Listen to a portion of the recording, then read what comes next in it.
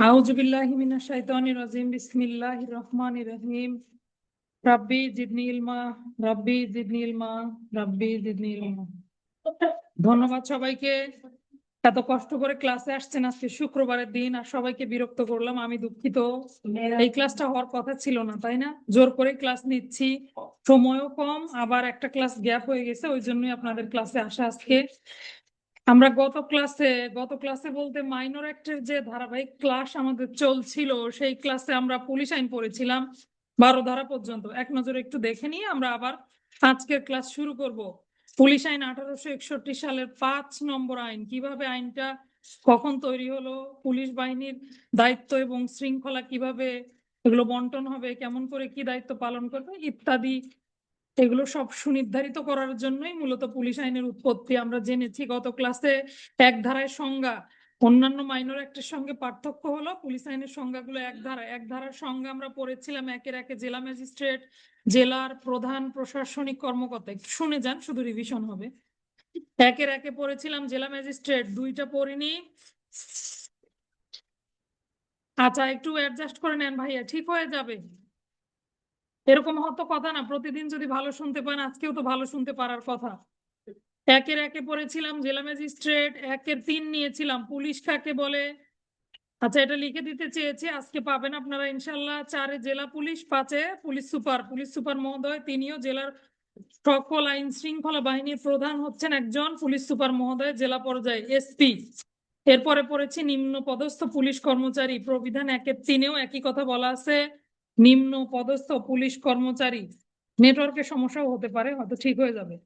আচ্ছা, এখানে পড়েছি পুলিশ আইন অনুযায়ী নিম্ন পদস্থ পুলিশ কর্মচারী বলতে সাব ইন্সপেক্টর থেকে কনস্টেবল পর্যন্ত, অর্থাৎ ইন্সপেক্টরের অধস্তন যারা, তারাই হলেন নিম্ন পদস্থ পুলিশ কর্মচারী। এরপরে সরাসরি চলে গেলাম 2 ধারায় সংজ্ঞা, পুলিশ বাহিনীর সংজ্ঞা বলতে এখানে ওইভাবে সংজ্ঞা দেয়া নাই, শুধু সমগ্র পুলিশ বাহিনী একটি মাত্র পুলিশ বাহিনী বলে বিবেচিত হবে এবং সরকারের সংখ্যা, নিয়োগ, নিযুক্তি, বেতন এগুলো নির্ধারণ করবে। 2-এর কয়ে পড়লাম পুলিশ বাহিনীর পরিবর্তন এবং রদবদল আইনসঙ্গত হবে। 2-এর খয়ে পড়েছি পরিবর্তন রদবদল বলতে ওই যে জেলাকে বিভক্ত করতে পারবে, আবার একত্রিত করতে পারবে। 2-এর খয়ে পড়লাম আইজিপি মহোদয়ের ক্ষমতা। তারপরে 2-এর গয়ে জেলা পুলিশ নিয়োগ, কিভাবে নিয়োগ হবে, তাদের সংখ্যা কিভাবে নির্ধারিত হবে। জেলা পুলিশ হলেও সেটা একটি মাত্র পুলিশ বাহিনীর মধ্যেই বিবেচিত হবে। কিছু অফিসার থাকবে, কিছু কর্মচারী নিয়ে পুলিশ বাহিনীর গঠন হবে। 2-এর ঘয়ে পড়েছি পুলিশ সদস্যদেরকে যে কোনো জেলায় নিয়োগ করা যাবে, অর্থাৎ প্রথমে নিয়োগ হবে সমগ্র বাংলাদেশের যে কোনো জেলায় তাকে নিয়োগ করা যাবে এবং পাশাপাশি তিনি ফৌজদারি কার্যবিধি অনুযায়ী সকল কার্যক্রম গ্রহণ করার জন্য ক্ষমতা সম্পন্ন হবেন। 2-এর ঘ 3 পড়লাম পুলিশের কর্তব্য কর্মে তত্ত্বাবধানকারী হবেন সরকার। 4 ধারায় পড়লাম পুলিশের আইজিপি মহোদয়, তিনি সমগ্র বাংলাদেশের প্রশাসনিক প্রধান হিসেবে বিবেচিত হবেন। জেলার ক্ষেত্রে জেলা ম্যাজিস্ট্রেট, দুঃখিত, জেলার ক্ষেত্রে পুলিশ সুপার স্যার হবেন, তবে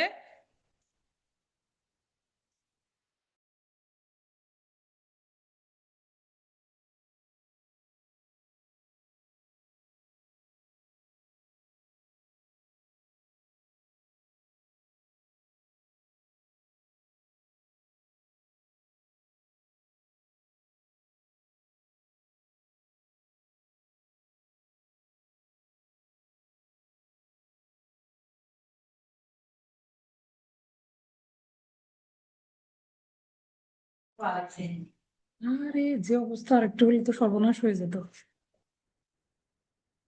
আচ্ছা, আমি দুঃখিত, যেখানে ছিলাম। তাহলে আমরা 4 ধারায় আইজিপি মহোদয় সমগ্র বাংলাদেশের আইন শৃঙ্খলা বাহিনীর প্রধান বলে বিবেচিত হবেন, আর জেলার ক্ষেত্রে পুলিশ সুপার স্যার, কিন্তু পুলিশ সুপার স্যার অবশ্যই জেলা ম্যাজিস্ট্রেটের নিয়ন্ত্রণে থাকবেন, বা তিনি অবশ্যই জেলা ম্যাজিস্ট্রেটকে মেনে চলবেন। এরপরে 5-এ আইজিপি মহোদয় সমগ্র বাংলাদেশে ম্যাজিস্ট্রেটের ক্ষমতা প্রয়োগ করতে পারবেন সরকারের অনুমোদন সাপেক্ষে, সেটাও আবার কিছু বিশেষ ক্ষেত্রে, তাই না? অপরাধ দমন, আইন শৃঙ্খলা রক্ষা, অপরাধী গ্রেপ্তার, আমরা ফৌজদারি কার্যবিধির 12 ধারায় পড়ে এসেছি। 7-এ অধস্তন পুলিশ অফিসারদেরকে দণ্ডের ব্যবস্থা, অযোগ্যতা, দোষ ত্রুটি, কর্তব্যে অবহেলার দরুন তাদেরকে বিভিন্ন এক বা একাধিক দণ্ডে দণ্ডিত করা যাবে, যেমন 15 দিন পর্যন্ত আটক রাখা, 1 মাসের বেতন সমপরিমাণ জরিমানা, সদাচরণ বেতন থেকে বঞ্চিত করা, তাই না, বিশেষ পদমর্যাদা ভাতা রহিত করা, এগুলো দণ্ডের ব্যবস্থা রয়েছে তাদের। তারা যদি কর্তব্য অবহেলা করে বা দোষ ত্রুটি বা অযোগ্যতার দরুন দণ্ডিত হবে। এরপরে এই দণ্ডগুলোকে আবার 2 ধরনের ক্লাসিফিকেশন দেয়া আছে। সেটা হলো, প্রথমে বলেছে এর মধ্যে কিছু দণ্ডগুলো গুরুদণ্ড বলে বিবেচিত হবে, কিছু লঘুদণ্ড হবে। 5 প্রকারের গুরুদণ্ড, 5 প্রকারের লঘুদণ্ড আমরা গত ক্লাসে পড়েছি, তাই এদিকে আর গেলাম না। কিছুদিনের জন্য কর্তব্যচ্যুতি করেও রাখা যাবে, এটাকে সাসপেনশন বলা হয়, যেটা হলো একটা বিশেষ দণ্ড, তাই না। সাসপেনশনকে বিশেষ দণ্ড বলা হয়। এই দণ্ডকালীন সময় সংশ্লিষ্ট পুলিশ কর্মকর্তা বা কর্মচারীর তার উপরে যে নিয়ম শৃঙ্খলা গুলো আছে এগুলো অবশ্যই বলবৎ থাকবে, কিন্তু তার ডিউটি থাকবে না, দায়িত্ব থাকবে না। আচ্ছা, সাসপেনশন পুলিশ প্রবিধান 880 বিধিতেও আলোচিত হয়েছে, আপনারা চাইলে একটু ওখান থেকে দেখে নিতে পারেন। এরপরে পড়লাম ডিসমিসাল বা ডিসচার্জ যে দণ্ডগুলো রয়েছে সেগুলোর ক্ষেত্রে কোন দণ্ডে আপিল করা যাবে, কোনটাতে চাকরিতে নিয়োগ নিষিদ্ধ হয়, কোনটাতে নিষিদ্ধ হয় না। 8 ধারায় পুলিশ নিয়োগ, অবশ্যই সকল পুলিশ কর্মচারী নিয়োগের সময় আইজিপি মহোদয় স্বাক্ষরিত অথবা ক্ষমতাপ্রাপ্ত ব্যক্তি স্বাক্ষরিত একটি নিয়োগপত্র পাবেন। যে কোনো কারণে যদি চাকরির অবসান ঘটে, বরখাস্ত, পদত্যাগ, অন্য কোনো কারণে চাকরির অবসান ঘটতেই পারে, তো এভাবে চাকরির অবসান ঘটলে অবশ্যই তিনি নিয়োগপত্রটা জমা দিবেন। এই কথাগুলো 8 ধারায় বলা হয়েছে।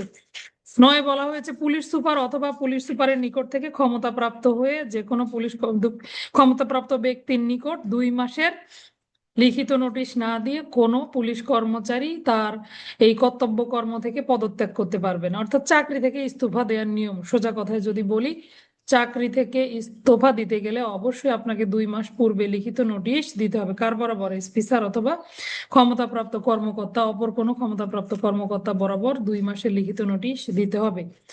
9 ধারা। 10 ধারায় হলো অন্য কোনো কর্তব্য কর্মে, আপনি পুলিশের চাকরিরত অবস্থায় অন্য কোনো কর্তব্য কর্মে নিয়োজিত হতে পারবেন না। 10। তারপরে পড়েছি 12, প্রশাসনিক কার্যক্রমে আইজিপি মহোদয়ের ক্ষমতা, অর্থাৎ তিনি প্রবিধান প্রণয়ন থেকে শুরু করে অন্যান্য কার্যক্রমগুলো সম্পাদন করতে পারবেন। পুলিশের ভালো মন্দ দেখভাল নিয়োগ করার জন্য তিনি যে কোনো বিধি বা নিয়ম প্রণয়ন করতে পারবেন। আজকে আমাদের ক্লাস তাহলে এই পর্যন্ত ছিল, আমাদের গত ক্লাসের পড়া। আজকে আমরা পড়ব অতিরিক্ত পুলিশ এবং স্পেশাল পুলিশ, পাশাপাশি পরের ধারাগুলো পড়ব। প্রথমে আসেন আমরা একটু ক্লিয়ার হয়ে নেই, কয়টি ধারায় অতিরিক্ত পুলিশ সংক্রান্ত আলোচনা রয়েছে। 13, 14, 15। 14 কটা আপনি বাদ দিতে পারেন, এটা এত বেশি গুরুত্বপূর্ণ নয়। তাহলে অতিরিক্ত পুলিশ সংক্রান্ত আলোচনা রয়েছে 3টা ধারায়। কি কি? 13, 14, 15। এই 3টা ধারায় অতিরিক্ত পুলিশ সংক্রান্ত আলোচনা। তাহলে 13তে কি বলেছে দেখেন, পুলিশ সুপার মহোদয় কর্তৃক অতিরিক্ত পুলিশ নিয়োগ। 14তে বলেছে আইজিপি মহোদয় কর্তৃক অতিরিক্ত পুলিশ নিয়োগ। 15তে বলেছে সরকার কর্তৃক অতিরিক্ত পুলিশ নিয়োগ, যদিও সরকার সরাসরি নিয়োগ দেয় না, আইজিপি মহোদয়ের কর্তৃত্বাধীনে থাকে। বুঝতে পেরেছি ঘটনা। তাহলে কি কি দেখেন, পুলিশ সুপার যদি নিয়োগ করে, কোথায় পুলিশ সুপার নিয়োগ করবেন, কে আবেদন করবে বা তাদের খরচ কে বহন করবে, এই আলোচনাগুলো 13 ধারা। 14 ধারা আইজিপি স্যার নিয়োগ করতে পারবেন কোন পরিস্থিতিতে, কারা কারা কর্তৃত্বাধীন থাকবে। 15তে বলেছে উপদ্রুত এলাকায় কোন ক্ষেত্রে অতিরিক্ত পুলিশ মোতায়েন করা যাবে। 3টা ধারাতে অতিরিক্ত পুলিশ সংক্রান্ত আলোচনা রয়েছে। আসেন এবার একটু শিখে নেব। তাহলে পুলিশ সুপার স্যার অতিরিক্ত পুলিশ মোতায়েন করবেন কত ধারা মোতাবেক? পুলিশ আইনের 13 ধারা মোতাবেক পুলিশ সুপার স্যার অতিরিক্ত পুলিশ মোতায়েন করতে পারবেন কোন এলাকায়? যেখানে শান্তি শৃঙ্খলা, দাঙ্গা হাঙ্গামা, এরকম শান্তি শৃঙ্খলা রক্ষার্থে যে কোনো এলাকায় হতে পারে, পুলিশ সুপার স্যার সেখানে অতিরিক্ত পুলিশ মোতায়েন করবেন। অতিরিক্ত পুলিশ কাদের মধ্য থেকে মোতায়েন করা হয়? পুলিশ সদস্যদের মধ্য থেকেই অতিরিক্ত পুলিশ মোতায়েন করা হয়। তাহলে অতিরিক্ত পুলিশ কিন্তু পুলিশ সদস্যেরই একটা অংশ। এবার আসেন কার অনুমোদন লাগবে? অবশ্যই ম্যাজিস্ট্রেটের অনুমোদন সাপেক্ষে অতিরিক্ত পুলিশ নিয়োগ করা হবে বা নিয়োগ করতে হবে। তাদের দেখভাল করবে কে? কাদের কর্তৃত্বাধীনে থাকবে? এই যে কখন ডিউটিতে মোতায়েন হবে, কখন কি হবে, এই সিদ্ধান্তগুলোর জন্য পুলিশ সুপার থেকে তদূর্ধ্ব পদমর্যাদার কর্মকর্তার নিয়ন্ত্রণাধীন থাকবে। কর্তৃত্বাধীন, নিয়ন্ত্রণাধীন বুঝি না? কে জিনিসটাকে নিয়ন্ত্রণ করে, কার কথা মতো চলে, এটাই হলো কর্তৃত্ব। তাহলে পুলিশ সুপার থেকে তদূর্ধ্ব, এসপি স্যার নিয়োগ করলে পুলিশ সুপার থেকে তদূর্ধ্ব কর্মকর্তা, আইজিপি স্যার হতে পারে, সহকারী আইজিপি স্যার হতে পারে, তাদের কর্তৃত্বাধীনে থাকবে। এবার আসেন এই যে অতিরিক্ত পুলিশ নিয়োগ করা হলো, তাদের খরচ কে বহন করবে? আবেদনকারী ব্যক্তি যিনি মনে করেন যে আমার এখানে কিছু পুলিশ দরকার, অতিরিক্ত কিছু পুলিশ দরকার, সেই আবেদনকারী ব্যক্তি এই অতিরিক্ত পুলিশের ব্যয়ভার বহন করবেন। এবার আসেন, একজন ব্যক্তি মিজানুর রহমান নামক একজন ব্যক্তি, তার মনে হলো এই এলাকায় অতিরিক্ত পুলিশ দরকার, তিনি আবেদন করলেন, সেখানে অতিরিক্ত পুলিশ দেয়া হলো। এখন এই অতিরিক্ত পুলিশ তিনি আর চান না, এটা তিনি তুলে নিতে চান, তাহলে কতদিন পূর্বে আবেদন করবে? 1 মাস পূর্বে আবেদন করবে। কিসের 1 মাস পূর্বে? উঠিয়ে নেওয়ার। মানে আমি চাচ্ছি আগামী মাসের 1 তারিখ থেকে আর অতিরিক্ত পুলিশ আমার লাগবে না। তো সেক্ষেত্রে এই মাসের 1 তারিখের আগেই, অর্থাৎ প্রথম মাসে, যে মাস থেকে তিনি উঠিয়ে নিতে চান তার 1 মাস পূর্বেই তাকে আবেদন করতে হবে। আর 1 মাস অন্তে এটা উঠিয়ে নেওয়া হবে, মানে 1 মাস পরে কিন্তু তুলে নেওয়া হয়।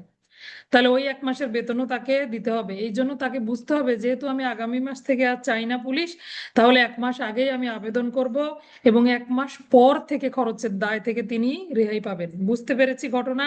এই ছিল 13 ধারার বিবেচ্য বিষয়, এর বাইরে আর কিছু নাই, পড়তে হবে না। কি কি জানলাম? পুলিশ সুপার মহোদয় অতিরিক্ত পুলিশ নিয়োগ করবেন। এই অতিরিক্ত পুলিশের জন্য আবেদনকারী ব্যক্তি আবেদন করবেন শান্তি শৃঙ্খলা রক্ষার প্রয়োজনে ম্যাজিস্ট্রেটের অনুমতি সাপেক্ষে।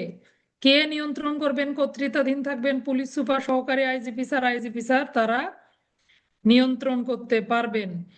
খরচ বহন করবেন কে? আবেদনকারী। কতদিন পূর্বে তুলে নেওয়ার কতদিন পূর্বে তিনি আবেদন করবেন? 1 মাস পূর্বে আবার তাকে আবেদন করতে হবে। 1 মাস পরে এই অতিরিক্ত পুলিশ সংশ্লিষ্ট এলাকা থেকে তুলে নেওয়া হবে। আর কি বলেছে? খরচের দায় থেকে রেহাই পাবে। এই ছিল 13 ধারা। এবার আমরা 14 ধারা দেখব, অতিরিক্ত পুলিশ নিয়োগে আইজিপি মহোদয়ের ক্ষমতা। আচ্ছা, অতিরিক্ত পুলিশ আইজিপি স্যারও নিয়োগ করতে পারবে, কোনো ব্যক্তির আবেদন ক্রমেও পারবে, নিজের উদ্যোগেও পারবে। কোন এলাকাগুলোতে আইজিপি স্যার নিয়োগ করে? আচ্ছা, আমার মনে হয় আমার এখানে তো অনেক একটা হাই স্পিডের ওয়াইফাই দেয়া, আমার মনে হয় আপনাদের এখানে সমস্যা। কথা আটকে গেলে তো একজনের ফোনে আটকাবে না, তাই না? সবার আটকাবে। তানিয়া বলছি, ক্লাসে তোমরা ঢোকার আগে ফোনটা রিস্টার্ট দিয়ে নিবা। আমার এখানেও হতে পারে, তো আশা করি এরকম সমস্যা না হওয়ারই কথা। এই যে রাবে আপু বলছে শোনা যাচ্ছে তো। ঠিক আছে, তাহলে আমরা 14 ধারা দেখি। অতিরিক্ত পুলিশ নিয়োগে আইজিপি মহোদয়ের ক্ষমতা। আইজিপি স্যার কখন নিয়োগ করবেন? কোন এলাকাগুলোতে সাধারণত আইজিপি স্যার নিয়োগ করে থাকেন? খেয়াল করি, কোন এলাকাগুলোতে আইজিপি স্যার অতিরিক্ত পুলিশ নিয়োগ করে থাকেন? রেলপথ, খালপথ, কলকারখানা, এইরকম এলাকাতে যখন দাঙ্গা হাঙ্গামা বা শান্তি শৃঙ্খলা রক্ষার প্রয়োজন দেখা দেয়, তখন আইজিপি স্যার এই এলাকায় অতিরিক্ত পুলিশ নিয়োগ করতে পারেন। কার অনুমোদন সাপেক্ষে? সরকারের অনুমোদন সাপেক্ষে। তাহলে এসপি স্যার কার অনুমোদন সাপেক্ষে ছিল? ম্যাজিস্ট্রেটের অনুমোদন সাপেক্ষে। আইজিপি স্যার কার অনুমোদন সাপেক্ষে? যেহেতু তিনি বড় পদমর্যাদার, অবশ্যই তিনি সরকারের অনুমোদন সাপেক্ষে অতিরিক্ত পুলিশ নিয়োগ করবেন। এই অতিরিক্ত পুলিশের খরচের টাকা একইভাবে কলকারখানার মালিকদের নিকট থেকে আদায়যোগ্য হবে, এবং তিনি একইভাবে ওই একই নিয়মগুলোই প্রযোজ্য হবে। এবং তাকে যে আদেশটা দেওয়া হবে, কলকারখানার মালিক হতে পারে, ভারপ্রাপ্ত ব্যক্তি হতে পারে, তিনি এই আদেশগুলো পালনে অবশ্যই বাধ্য থাকবেন। এই ছিল 14 ধারা। তাহলে 14 ধারায় আলাদা করে তেমন কিছু বলা নাই, শুধু আইজিপি স্যার নিয়োগ করবেন এবং সরকারের অনুমোদন সাপেক্ষে। কোথায় নিয়োগ করবেন? রেলপথ, খালপথ, কলকারখানা, এগুলোতে যদি দাঙ্গা হাঙ্গামা বা শান্তিভঙ্গের আশঙ্কা দেখা দেয়। খুবই ব্যাপারটা ইজি যদি আপনি সাধারণভাবে কল্পনা করেন। একই শান্তি শৃঙ্খলা, একই রকম দাঙ্গা হাঙ্গামার সম্ভাবনা, শুধু ওখানে 13 ধারাতে পুলিশ সুপার স্যার, আর এখানে IGP sir. Police super sir ম্যাজিস্ট্রেটের আবেদন ক্রমে, আইজিপি স্যার সরকারের অনুমোদন সাপেক্ষে। আশা করি বুঝতে পেরেছি। 14 ধারাতে আইজি স্যারকে একটা স্পেশাল পাওয়ার দেওয়া হয়েছে, তিনি রেলওয়ে রক্ষী বাহিনী তাদেরকে পুলিশ বাহিনীতে কনভার্ট করতে পারবেন সরকারের অনুমোদন সাপেক্ষে গেজেট প্রজ্ঞাপনের মাধ্যমে। একটু শুধু জেনে রাখি, তাহলে রেলওয়ে রক্ষী বাহিনীকে পুলিশ বাহিনীতে রূপান্তর করার ক্ষমতা রয়েছে। একইভাবে সকল প্রকার নিয়ম কানুন তাদের ক্ষেত্রে প্রযোজ্য হবে, একইভাবে তারা ক্ষমতা প্রয়োগ করতে পারবে, শাস্তিযোগ্য হবে। এই কথা বলেছে 14 ক। কম গুরুত্বপূর্ণ। 15 ধারায় যাব আমরা। অতিরিক্ত পুলিশ কোন জায়গায় মোতায়েন হবে? এবার যে কোনো দুর্বৃত্তায়ন এলাকা বা বিপজ্জনক এলাকায়, বিপদাশঙ্কাপূর্ণ এলাকায়। আচ্ছা, কোন এলাকা দুর্বৃত্ত এলাকা হবে, অথবা কোন এলাকা উপদ্রুত এলাকা বলে গণ্য হবে? যে এলাকায় অলরেডি দাঙ্গা হাঙ্গামা বা ব্যাপক শান্তিভঙ্গ ঘটেছে এবং সরকার গেজেট প্রজ্ঞাপন দ্বারা উপদ্রুত ঘোষণা করেছে। খেয়াল করেন, এবার কে কাজ করতেছে? সরকার। কোন এলাকা? যে কোনো এলাকা হতে পারে যেখানে শান্তি শৃঙ্খলার ব্যাপকভাবে হানি ঘটেছে। এখন এই রকম এলাকা পেলে সরকার আগে একটা গেজেট প্রজ্ঞাপন দিবে, এই গেজেটে ওই এলাকাকে উপদ্রুত ঘোষণা করা হবে। 15-র একটু উপধারাগুলো পড়তে হবে, হ্যাঁ, 15-র 1, 2, 3 উপধারাগুলো একটু নিতে হবে। দেখেন, যে কোনো এলাকায় ব্যাপক শান্তি ভঙ্গ ঘটলে সরকার গেজেট প্রজ্ঞাপনের মাধ্যমে ওই এলাকাকে উপদ্রুত ঘোষণা করবে। তাহলে প্রথম কাজ কি? উপদ্রুত ঘোষণা করা। কিভাবে? গেজেট প্রজ্ঞাপনের মাধ্যমে। কে ঘোষণা করবে? সরকার ঘোষণা করবে। জিনিসগুলো পরিষ্কার তো?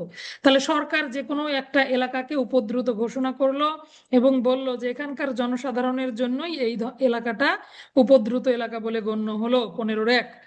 এবার বলেছে 15-র 2-এ, ঠিক আছে এই উপদ্রুত এলাকা ঘোষণা করলো, কিন্তু এখানে তো কিছু পুলিশ মোতায়েন করতে হবে। একইভাবে IGP sir, police super sir, সহকারী পুলিশ সুপার স্যারের কর্তৃত্বাধীনে অথবা অন্য ক্ষমতাপ্রাপ্ত পুলিশ কর্মকর্তার কর্তৃত্বাধীনে অতিরিক্ত পুলিশ মোতায়েন হবে। তাহলে 15-র 1-এ কি? উপদ্রব ঘোষণা। 15-র 2-এ কি? অতিরিক্ত পুলিশ মোতায়েন এবং তাদের কর্তৃত্ব দেয়া। পুলিশ সুপার থেকে তদূর্ধ্ব পদমর্যাদার কর্মকর্তা অথবা ক্ষমতাপ্রাপ্ত কর্মকর্তা কি করতে পারবে? তাদের কর্তৃত্বে থাকবে। নিয়োগ হলো। এবার আসেন, তাদের ব্যয়ভার বহন করবে কে? যেহেতু ওই এলাকার লোকজনের জন্যই বিশৃঙ্খলা ঘটেছে, অবশ্যই ওই এলাকার লোকজন এই ব্যয়ভার বহন করবে। এই গেল 3, 15-র 3। তাহলে উপদ্রুত ঘোষণা হলো 1-এ, 2-এ অতিরিক্ত পুলিশ মোতায়েন হলো, 3-এ ব্যয়ভার বহন কে করলো? সংশ্লিষ্ট এলাকাবাসী। 4-এ বলেছে কে কতটুকু এই টাকাটা কন্ট্রিবিউট করবে, এই টাকার পরিমাণ বা অর্থের পরিমাণটা জেলা ম্যাজিস্ট্রেট নির্ধারণ করবেন। তাহলে জেলা ম্যাজিস্ট্রেট কি করবেন? অতিরিক্ত পুলিশের টাকা বা খরচের পরিমাণ ওই ব্যক্তিদের প্রতি নির্ধারণ করবেন। 4, 5-এ বলছে যদি সরকার ইচ্ছা করে তাহলে যে কোনো ব্যক্তিকে এই খরচের দায় থেকে রেহাইও দেওয়া যাবে। মনে করেন কোনো একটা পরিবার বেশি আক্রান্ত হয়েছে অথবা তারা এই ধরনের দাঙ্গা হাঙ্গামার পিছনে লিপ্ত ছিল না, তখন সরকার বা ম্যাজিস্ট্রেট চাইলে ওই ব্যক্তিদেরকে বা ওই পরিবারকে অব্যাহতি দিতে পারবে। হ্যাঁ, তাহলে 1-এ উপদ্রুত ঘোষণা, 2-এ অতিরিক্ত পুলিশ মোতায়েন, 3-এ ব্যয়ভার দিবে এলাকাবাসী, 4-এ এই ব্যয়ের টাকা কে কতটা দিবে সেটা নির্ধারণ, 5-এ বলছে কাউকে কাউকে আবার রেহাইও দেয়া যাবে, 6-এ বলেছে একইভাবে গেজেট প্রজ্ঞাপনের মাধ্যমে এই মেয়াদ কতদিন অতিরিক্ত পুলিশ এখানে বলবৎ থাকবে, আইন শৃঙ্খলার দায়িত্ব পালন করবে, একইভাবে মেয়াদ বৃদ্ধি করা কমানো, এই গেজেট আগের গেজেট বাতিল করা অথবা পুনঃপ্রবর্তন করার ক্ষমতাবান হবেন। তাহলে একইভাবে অতিরিক্ত পুলিশ যদি উপদ্রুত এলাকায় মোতায়েন করা হয় তাদেরকে কিভাবে তুলে নিতে হয়? এখানে আবেদনের ব্যাপার আছে। বলা আছে সরকার যদি চান তাহলে গেজেট প্রজ্ঞাপনের মাধ্যমে এই মেয়াদকাল যে কোনো সময় এটা প্রত্যাহার করে নিতে পারবেন, পুনঃপ্রবর্তনও করতে পারবেন, তুলে নিতে পারবে, আবার নিয়োগও করতে পারবে। এখানে একটু ব্যাখ্যা আছে পড়ার মতো গুরুত্বপূর্ণ জায়গা। দেখেন, সাধারণত দাঙ্গা হাঙ্গামা হলে ওই জায়গাতে যে পুলিশটাকে নিয়োগ করা হয় তাদের একটা আলাদা নাম দেওয়া হয়েছে, পিটুনি পুলিশ, তাই না? পিটাও রে, পিটালে আবার দোষ। তাহলে আপনারা যদি পিউনিটিভ পুলিশ বলি, আমরা পিউনিটিভ পুলিশ, বাংলা কিন্তু পিটুনি, যদিও হাস্যকর তারপরও কিন্তু পিটুনি পুলিশ বা পিটুনি কর বলা হয়, এই ট্যাক্সটাকে বলা হয় পিউনিটিভ ট্যাক্স। এই দুইটা খুবই গুরুত্বপূর্ণ এসেছিল। উপদ্রুত এলাকায় যে পুলিশ মোতায়েন করা হয় তাদের নাম কি? Punitive police. এবং তাদেরকে যে অর্থটা দেয়া হয় বা যে করটা তারা নেয়, ট্যাক্সটা, এটাকে বলা হয় পিউনিটিভ ট্যাক্স। এইটুকু জানলেই হবে। আচ্ছা, 15-র যাব, জেলা ম্যাজিস্ট্রেটের নিকটে দুর্বৃত্তগণের দুষ্কার্যের বিরুদ্ধে অভিযোগ। এবার মনে করেন কোনো একটা এলাকায় কোনো একজন ব্যক্তি আক্রান্ত হয়েছে, 15 কি আর বলতে হবে? আচ্ছা, রিভিশনে গিয়ে আবার বলবো। এখন জেলা ম্যাজিস্ট্রেটের নিকটে দুর্বৃত্তগণের দুষ্কার্যের বিরুদ্ধে অভিযোগ। কোনো একটা এলাকাবাসী হতে পারে, কোনো পরিবার হতে পারে, তারা মারাত্মকভাবে আহত হয়েছে, তাদের সম্পত্তির ক্ষতি সাধন হয়েছে, অথবা মনে করেন কেউ মৃত্যুবরণ করেছে। তাহলে কয়টা ক্ষেত্র বললাম? 3টা। কোনো ব্যক্তি মৃত্যুবরণ করলে, মারাত্মকভাবে আহত হলে, সম্পত্তির ক্ষতি সাধন হলে। বুঝেছি? তাহলে দুর্বৃত্তগণ, আরো তো অনেক অপরাধ সংগঠন হতে পারে, তো স্পেশালি এই 3টার কথা বলা হয়েছে 15-র দুর্বৃত্তগণ যদি দুষ্কার্য করে, তার ফলে যদি কোনো ব্যক্তি আহত হয়, সম্পত্তি নষ্ট হয়ে যায়, অথবা কোনো ব্যক্তি মৃত্যুবরণ করেন, তাহলে যারা ক্ষতিগ্রস্ত হলো, অবশ্যই ক্ষতিগ্রস্ত ব্যক্তি 1 মাসের মধ্যে জেলা ম্যাজিস্ট্রেট বরাবর ক্ষতিপূরণের জন্য আবেদন করতে পারবেন যে আমার পরিবারের এই এই ক্ষতি সাধন হয়েছে, তাহলে আমাকে ক্ষতিপূরণ দিন। বুঝেছি ঘটনা। তাহলে জেলা ম্যাজিস্ট্রেটের নিকটে আবেদন করবেন। কার নিকটে আবেদন করবেন? জেলা ম্যাজিস্ট্রেটের নিকটে। কোন অপরাধগুলোর ক্ষেত্রে? কোনো ব্যক্তি মৃত্যুবরণ করলে, অথবা সম্পত্তির ক্ষতি সাধন হলে, অথবা কেউ আহত হলে। তাহলে দুর্বৃত্তগণের দুষ্কার্যের বিরুদ্ধে কার নিকটে আবেদন করতে হয়? অবশ্যই জেলা ম্যাজিস্ট্রেটের নিকটে আবেদন করতে হবে। আচ্ছা, আবেদনকারী ব্যক্তি জেলা ম্যাজিস্ট্রেটের কাছে আবেদন করলেন, তার ক্ষতি সাধন হয়েছে, এখন জেলা ম্যাজিস্ট্রেট তাকে ক্ষতিপূরণ দিবেন। এই ক্ষতিপূরণটা কিভাবে দিবেন? একইভাবে যাদের জন্য এলাকায় এই ধরনের পরিস্থিতি তৈরি হয়েছে তাদের নিকট থেকে আনুপাতিক হারে এটা আদায় করতে পারবে। এই ক্ষতিপূরণের অর্থটা জেলা ম্যাজিস্ট্রেট অবশ্যই সংশ্লিষ্ট দুর্বৃত্ত এলাকাবাসীদের নিকট থেকে আনুপাতিক হারে আদায় করবেন। এবার আসেন, কত দিনের মধ্যে আবেদন করবেন? অবশ্যই 1 মাসের মধ্যেই আবেদন করতে হবে।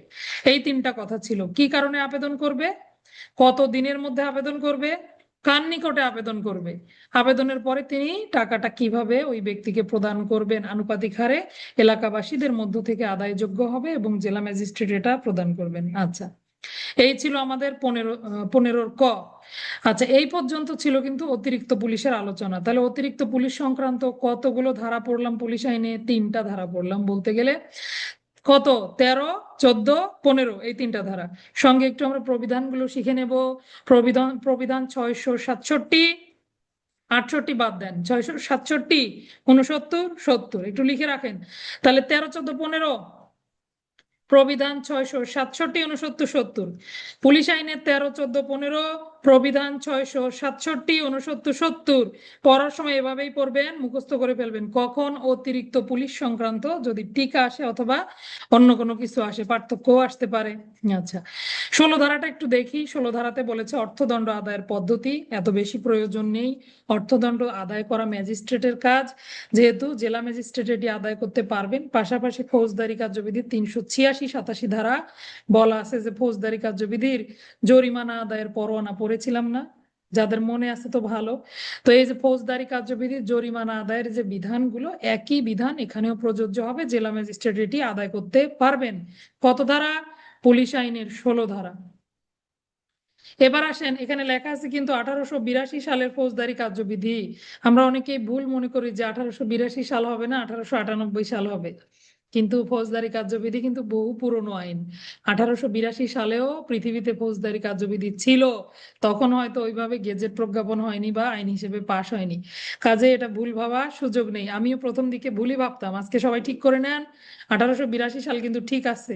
বুঝতে পেরেছি, তখন হয়তো খসড়া প্রস্তুত হচ্ছিল, আইন কমিশনের মাধ্যমে আলোচিত হচ্ছিল এইভাবে। ঠিক আছে, তাহলে এটা যারা যারা কেটে ফেলছিলেন আগে এটা ঠিক করে নেন। যা আছে ওভাবেই থাকবে, আমাদের এটা জানার দরকার নাই, শুধু জানলেই হবে ফৌজদারি কার্যবিধির বিধান অনুযায়ী জরিমানাটা আদায়যোগ্য হবে।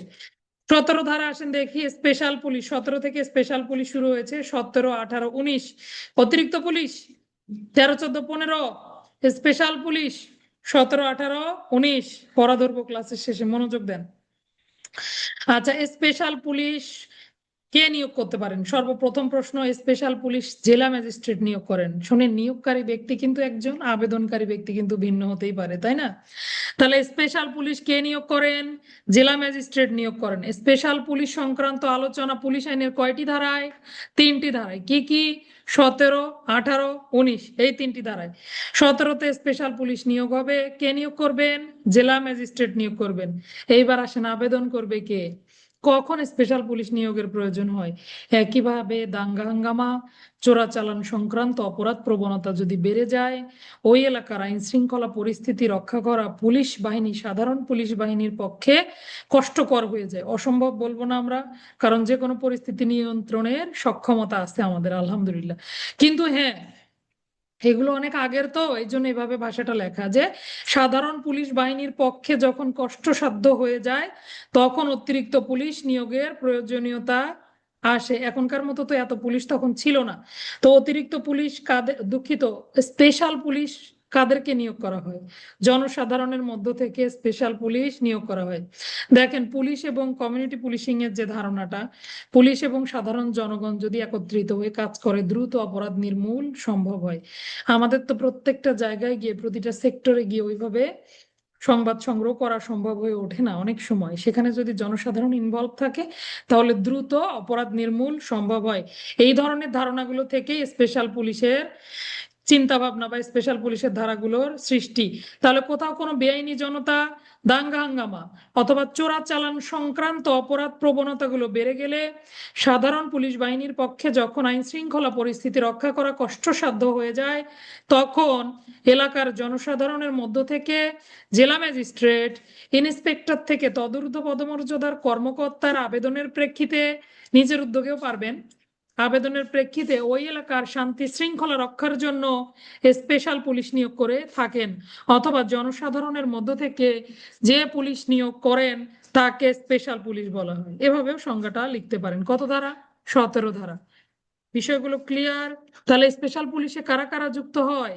সাধারণ জনগণ যুক্ত হয়। অবশ্যই তাদেরকে যাচাই বাছাই পূর্বক নিয়োগ দেওয়া হয়। কে নিয়োগ দেন? জেলা ম্যাজিস্ট্রেট। আবেদন করেন কে? ইন্সপেক্টর থেকে তদূর্ধ্ব পদমর্যাদার কর্মকর্তা। আচ্ছা, এই ছিল।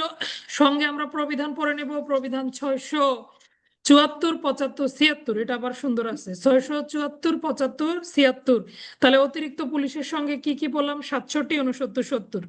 667, 69, 70।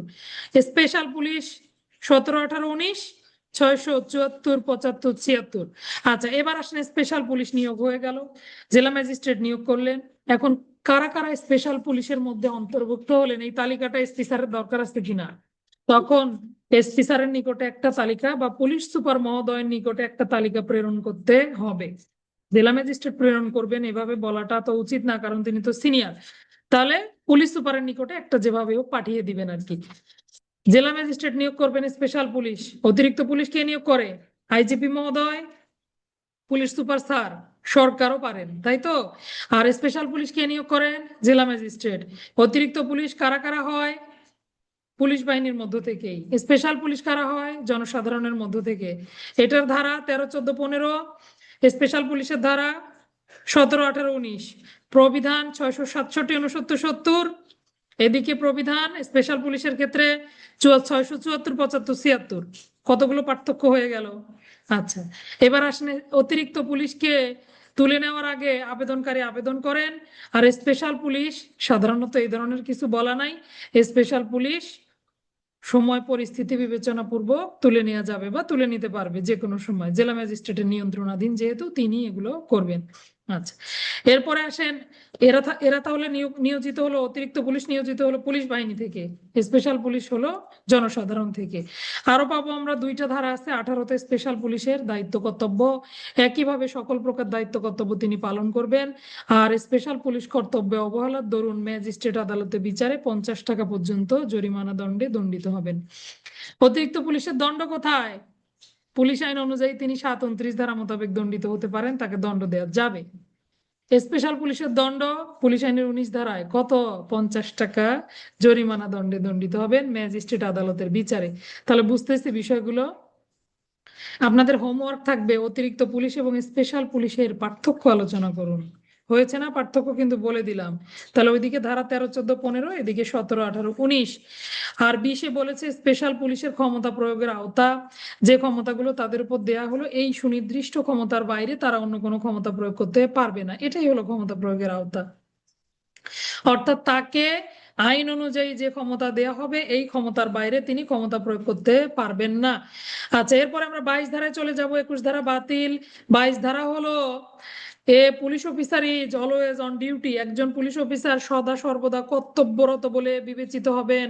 আপনি মনে করবেন না আমি তো ছুটিতে আছি, তাহলে আমার তো ডিউটি নাই, এরকম সুযোগ নাই। ছুটিতে যাওয়ার সময়ও আপনাকে একটা কমান্ড সার্টিফিকেট দেয়া হয় কিনা, তো এটাও আপনার ডিউটির মধ্যেই পড়ে। অর্থাৎ পুলিশ অফিসার সদা সর্বদা কর্তব্যরত বলে বিবেচিত হবেন। ডিএমপি অধ্যাদেশের 13 ধারায়ও এই একই কথা বলা হয়েছে। আপনাদেরকে যে নোটটা দিয়েছি এটাতে সুন্দর করে সংশ্লিষ্ট অন্যান্য আইনের যে ধারাগুলো আছে এগুলো ইনক্লুড করা আছে। এর বাইরেও আপনাদের যেগুলো জানা থাকবে আপনারা এটা প্রিন্ট দিয়ে পাশে পাশে লিখে রাখবেন। তাহলে পুলিশ অফিসার সর্বদা কর্তব্যরত বলে বিবেচিত হবে 22 ধারা মোতাবেক, এবং তাদেরকে জেলার যে কোনো স্থানে নিয়োগ দেয়া যাবে 22 ধারা মোতাবেক। 2-এর ঘয়ে কি পড়েছিলেন? 2-এর ঘ, বাংলাদেশের যে কোনো জায়গায় নিয়োগ করা যাবে, 2-এর ঘ। আর জেলার যে কোনো ইউনিটে নিয়োগ করা যাবে 22 ধারা। তাহলে বুঝতে পারতেছি পার্থক্য। যদি এরকম দেখেন যে কোনো পুলিশ অফিসারকে বা পুলিশ কর্মকর্তা কর্মচারীকে জেলার যে কোনো স্থানে নিয়োগ করা যাবে কত ধারার বিধান মোতাবেক? 22। আর বাংলাদেশের যে কোনো জায়গায় নিয়োগ করা যাবে 2-এর ঘ। আশা করি ভুল হবে না। এরপরে আমরা 23 ধারায় যাব, সকল পুলিশ অফিসারের দায়িত্ব কর্তব্য। আপনারা বলতে পারেন কনস্টেবলের দায়িত্ব কর্তব্য থেকে সকলের দায়িত্ব কর্তব্য পুলিশ আইনের 23 ধারা মোতাবেক সংশ্লিষ্ট প্রবিধান 118 বিধি দিতে পারেন।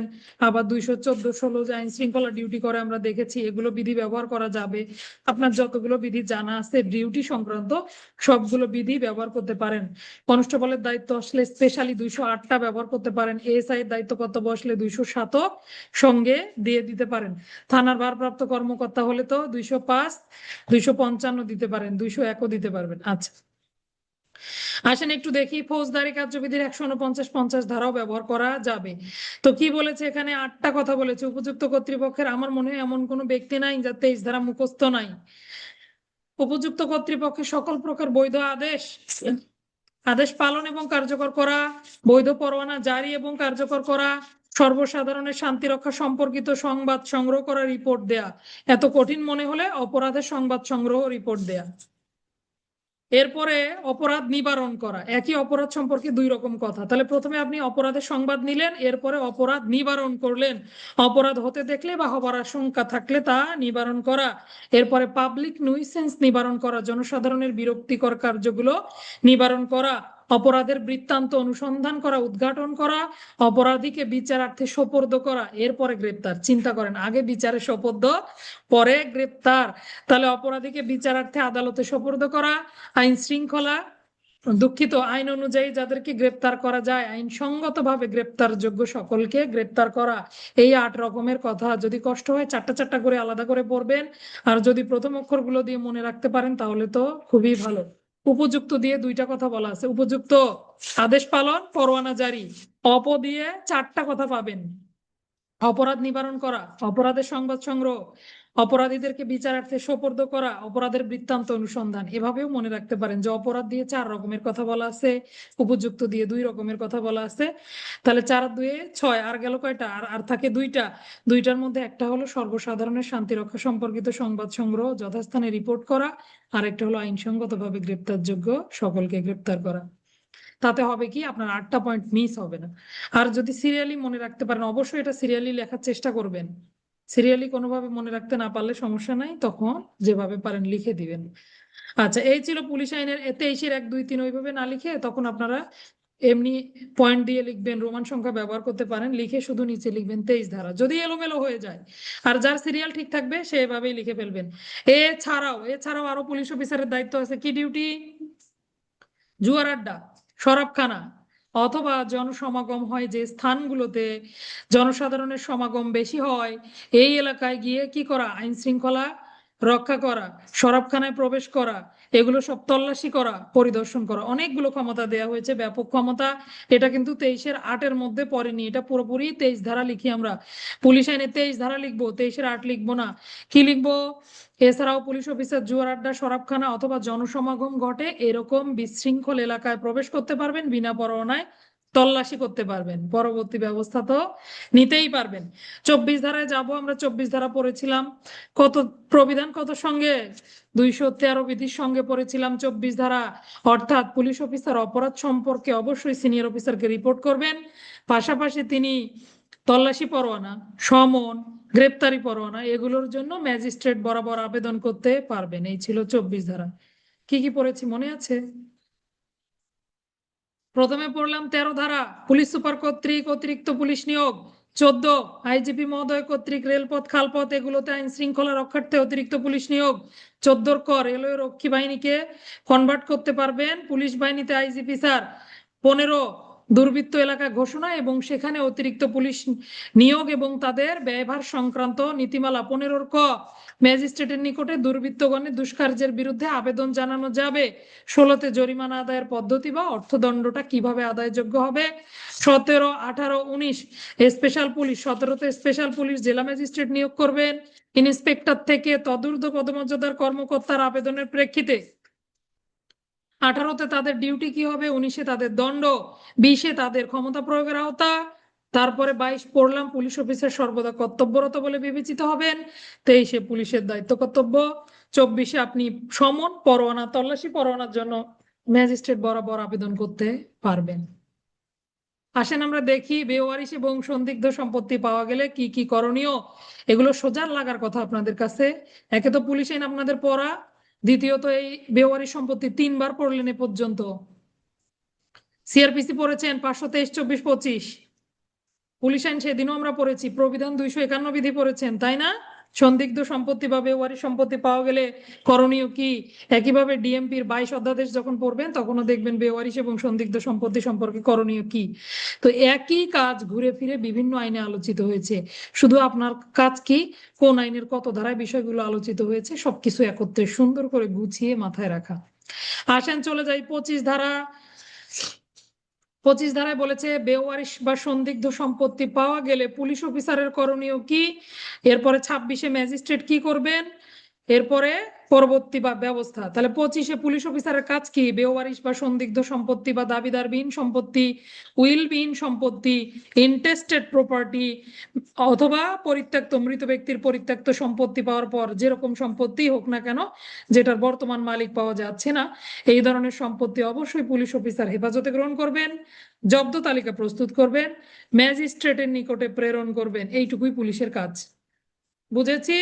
তাহলে হেফাজতে গ্রহণ করবেন, জব্দ তালিকা প্রস্তুত করবেন এবং জব্দ তালিকা মূলে এই সম্পত্তি ম্যাজিস্ট্রেটের নিকটে প্রেরণ করবেন। পরবর্তী ম্যাজিস্ট্রেট যে ব্যবস্থা গ্রহণের জন্য নির্দেশ দিবেন সেই ব্যবস্থা গৃহীত হবে। পুলিশ আইনের 25 ধারা ফৌজদারি কার্যবিধি 523-1 একটু এলোমেলো আছে, হ্যাঁ, একটু সাজিয়ে নিতে হবে। তাহলে পুলিশ আইনের 25-এর সঙ্গে ফৌজদারি কার্যবিধি 523-1 বুঝেছি। আচ্ছা, এরপরে 26-এ চলে যাব। ম্যাজিস্ট্রেট এবার সম্পত্তি পেলেন, পাওয়ার পর ম্যাজিস্ট্রেট কি করবেন? তিনি অবশ্যই ওই সম্পত্তির মালিক বা দাবিদার খুঁজে পাওয়ার চেষ্টা করবেন, বিজ্ঞপ্তি দিবেন। কতদিন সময় দিয়ে? 6 মাসের সময় দিয়ে ঘোষণাপত্র প্রদান করবেন, পেপারে বিজ্ঞপ্তি দিতে পারবেন। এই বিজ্ঞাপন পাওয়ার পর কোনো ব্যক্তি যদি দাবি জানায়, তিনি যুক্তিসঙ্গতভাবে কারণ প্রদর্শন করতে পারে যে এই সম্পত্তি তার, তাহলে ম্যাজিস্ট্রেট তাকে এটা ফেরত দিবেন। আর যদি কোনো দাবিদার না পাওয়া যায়, 27 ধারার ব্যবস্থা আমরা পরে আসি। তাহলে ম্যাজিস্ট্রেট কতদিন সময় দিবেন? 6 মাস সময় দিবেন। দিয়ে কি করবেন? ঘোষণাপত্র জারি করবেন। কেন? যাতে যেই ব্যক্তির সম্পত্তি তিনি এসে দাবি জানাতে পারেন। এই 26-এর একের সঙ্গে ফৌজদারি কার্যবিধি 523-2। তাহলে 25 523-1, 26-1 523-2। এইবার আসেন 26-2, লেখাই আছে ভেতরে 525। এই সম্পত্তিটি যদি পচনশীল হয়, ক্ষয়শীল হয়, 10 টাকার কম হয়, মালিক যদি অজ্ঞাত হয়, সেক্ষেত্রে ব্যবস্থা আমরা দেখি ফৌজদারি কার্যবিধি 525-এ আছে।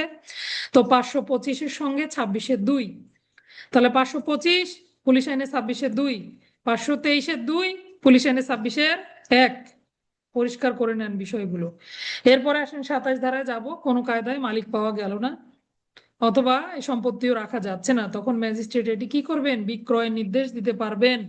পচনশীল সম্পত্তি হলে মালিকের জন্য বিক্রয় করা মঙ্গলজনক হলে ম্যাজিস্ট্রেটের আদেশে বিক্রয় হবে, বিক্রয় লব্ধ অর্থ সরকারি কোষাগারে জমা হবে, বাস। তাহলে ম্যাজিস্ট্রেট বিক্রয় নির্দেশ দিলেন, বিক্রয় লব্ধ অর্থ সরকারি কোষাগারে জমা হলো।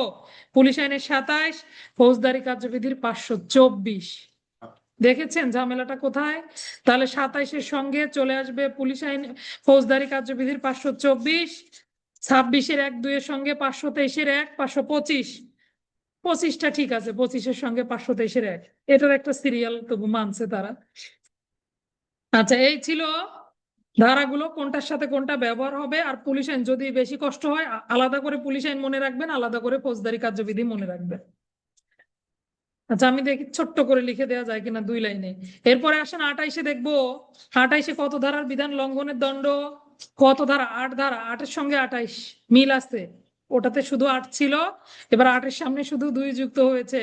তাহলে কোনো পুলিশ কর্মকর্তা কর্মচারী অবশ্যই পদত্যাগ, বরখাস্ত অথবা অন্য কোনো কারণে তার যদি নিয়োগের অবসান ঘটে, তাহলে তিনি নিয়োগপত্র জমা দিবেন, তাই তো? কত ধারা? 8 ধারা। এই 8 ধারার বিধান যদি কোনো ব্যক্তি না মানেন, তাহলে তিনি কি করবেন? 28 ধারা মোতাবেক দণ্ডিত হবেন। কত টাকা? 2 টাকাটা কেটে 200 টাকা লিখে নেন। তাহলে 200 টাকা 6 মাস পর্যন্ত দণ্ডে দণ্ডিত হবেন। কিন্তু কেবলমাত্র নিয়োগপত্র নয়, আরো অন্যান্য বিষয়গুলো আছে, যেমন পোশাক পরিচ্ছদ জমা দিতে বলতে পারে, অস্ত্র শস্ত্র যদি থাকে এগুলো আপনি জমা প্রদান করবেন বা আমরা জমা প্রদান করব।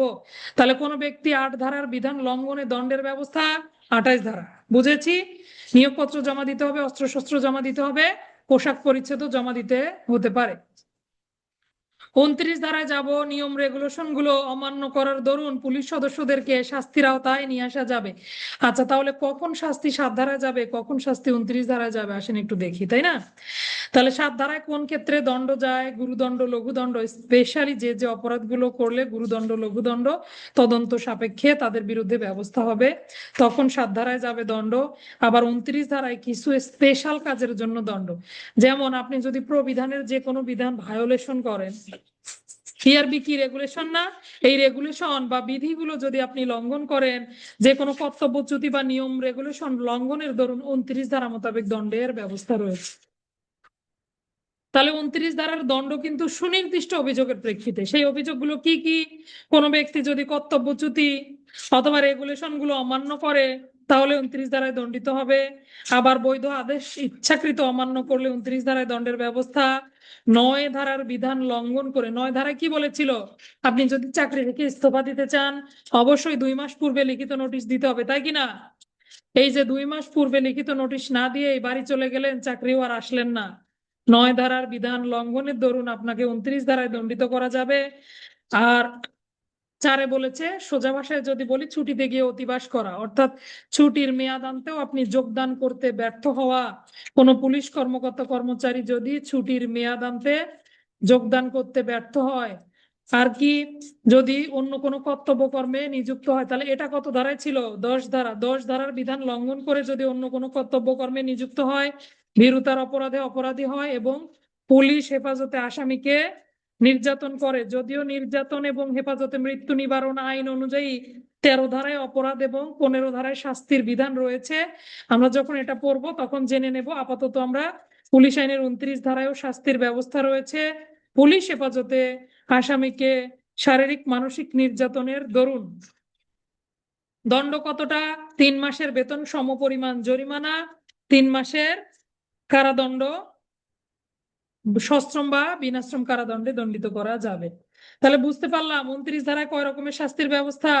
7 রকমের কথা বলা হয়েছে, 7 রকমের শাস্তির ব্যবস্থা। প্রথমে কর্তব্যচ্যুতি নিয়ম রেগুলেশন গুলো অমান্য করা, স্বেচ্ছাকৃতভাবে বৈধ আদেশ অমান্য করা। এরপরেই চলে যাবেন 9 ধারার বিধান, অর্থাৎ তিন যে পয়েন্টটা 3-9, 9 ধারার বিধান লঙ্ঘন করে 2 মাসে লিখিত নোটিশ না দিয়ে কর্মত্যাগ। 4-এ বলেছে অতিবাস, ছুটিতে গিয়ে অতিবাস। 5-এ 5 × 2 = 10, অর্থাৎ 10 ধারার বিধান লঙ্ঘন করে অন্য কোনো কর্তব্য কর্মে নিযুক্ত হওয়া। 6-এ ভীরুতার অপরাধে অপরাধী হওয়া, 7-এ শারীরিক মানসিক নির্যাতন। মনে থাকবে? তাহলে 3-এ 9 ধারা, 5-এ 10 ধারা, মাঝখানে কি? মাঝখানে ছুটিতে অতিবাস। প্রথম 3টা কর্তব্যচ্যুতি নিয়ম রেগুলেশন অমান্য করা, বৈধ আদেশ অমান্য করা। এরপরে 9 ধারা লঙ্ঘন করা, ছুটিতে অতিবাস করা, 10 ধারা লঙ্ঘন করে অন্য কোনো কর্তব্য কর্মে নিযুক্ত হওয়া, ভীরুতা নির্যাতন। ভীরুতা নির্যাতন, এভাবে শর্টকাট মনে রাখার চেষ্টা করবেন। একইভাবে পুলিশ সদস্যদের ডিএমপি অধ্যাদেশ 48-এও দণ্ডের ব্যবস্থা রয়েছে। আবার মামলা রুজুর যে বিধান, আপনারা প্রবিধান 434-এ দেখবেন যে তাদের বিরুদ্ধে মামলা রুজু বা অভিযোগ, অপরাধের অভিযোগ করলে কিভাবে কি ব্যবস্থা। আচ্ছা, এইবার আমরা যাব আরো গুরুত্বপূর্ণ অংশে, সমাবেশ শোভাযাত্রা সংক্রান্ত। পুরোটা একদিনে দিলে বেশি কষ্ট হবে নাকি, একটু শুনি। আজকে যদি পুলিশ আইন শেষ হয় কাদের কাদের সমস্যা হবে একটু হাত তোলেন।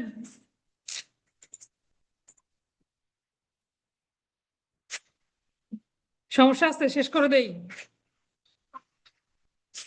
পড়ালেখার নাম নাই আমার। আপনাদের কাদের কাদের সমস্যা আছে শেষ হয়ে গেলে শেষ করে দেই। পুলিশ আইন তো সবাই পারেন মোটামুটি, তাই না?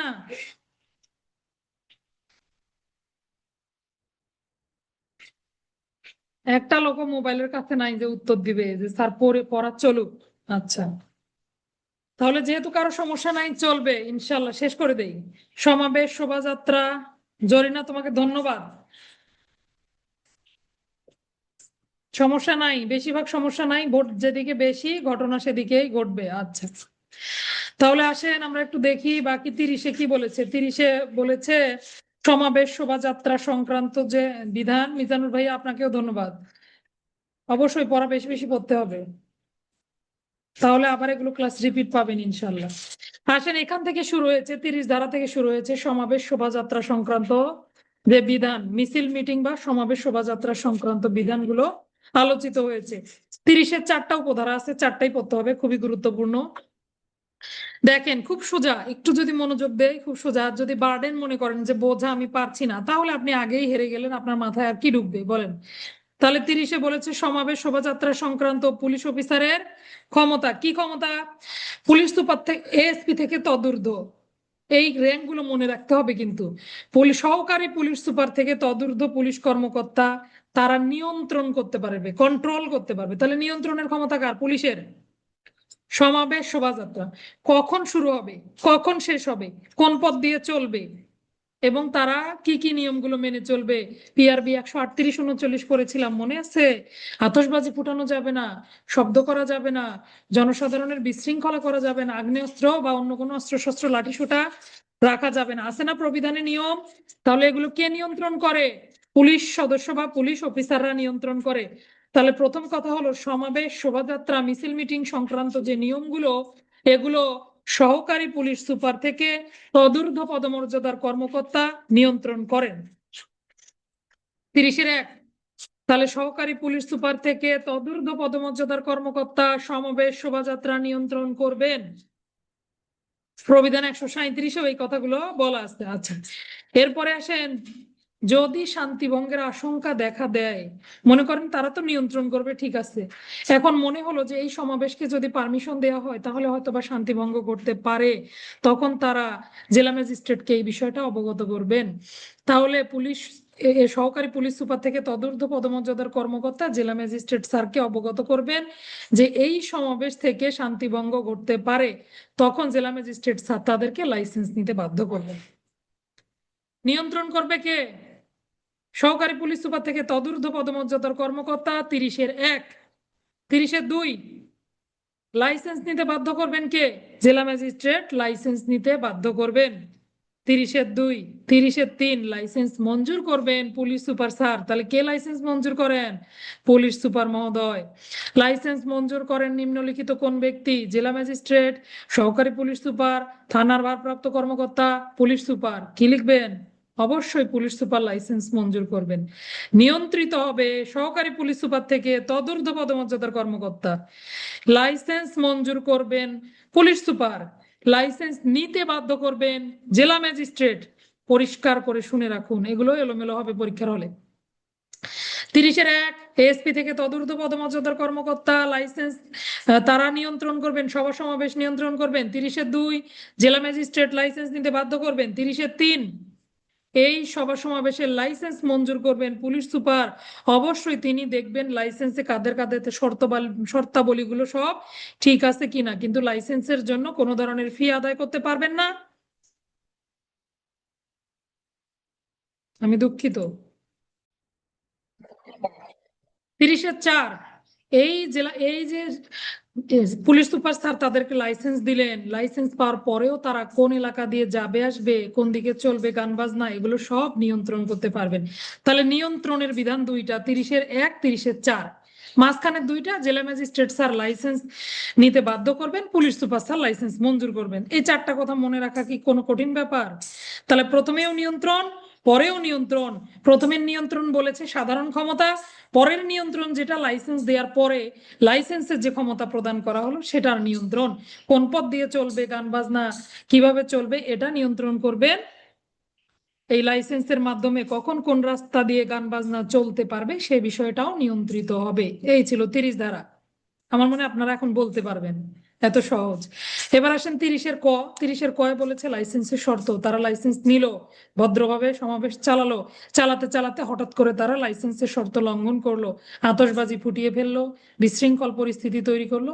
সোজা কথা, লাইসেন্সের শর্ত লঙ্ঘন করলো। এভাবে যদি লাইসেন্সের শর্ত লঙ্ঘন করে তাহলে তাদের বিরুদ্ধে কে কে ব্যবস্থা নিতে পারবে? দেখেন, ইন্সপেক্টর থেকে তদূর্ধ্ব পদমর্যাদার কর্মকর্তা।